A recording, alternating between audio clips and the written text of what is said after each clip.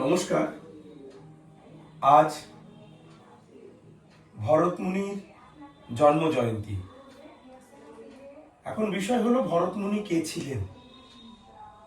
আমাদের নাট্যশাস্ত্রের প্রণেতা মানে রচয়িতা এই ভরত মুনি।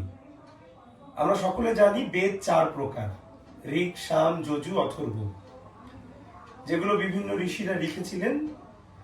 আর নাট্যশাস্ত্রকে বলা হয় পঞ্চম বেদ।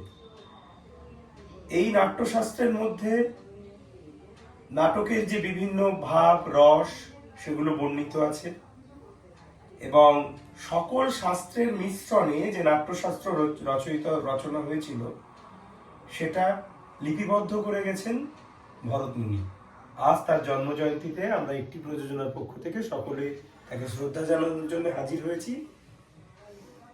আর এই নাট্যবেদ অর্থাৎ পঞ্চম বেদ আমরা যারা নাট্য চর্চা করি তারা কম বেশি প্রত্যেকে তার অধ্যয়ন করা উচিত বা আমরা করি, এবং এই ভরত মুনিকে শ্রদ্ধা জানিয়ে, তাকে সম্মান জানিয়ে, তাকে প্রণাম জানিয়ে আমাদের এই নাট্য চর্চা অক্ষুণ্ণ থাকুক। অন্তর মম বিকশিত করো, অন্তরতর হে নির্মল করো, উজ্জ্বল করো, সুন্দর করো হে জাগ্রত করো, উদ্যত করো, নির্ভয় করো হে মঙ্গল করো, নিরালস নিঃসংশয় করো হে অন্তর মম বিকশিত করো, অন্তরতর হে যুক্ত করো হে সবার সঙ্গে, মুক্ত করো হে বন্ধ,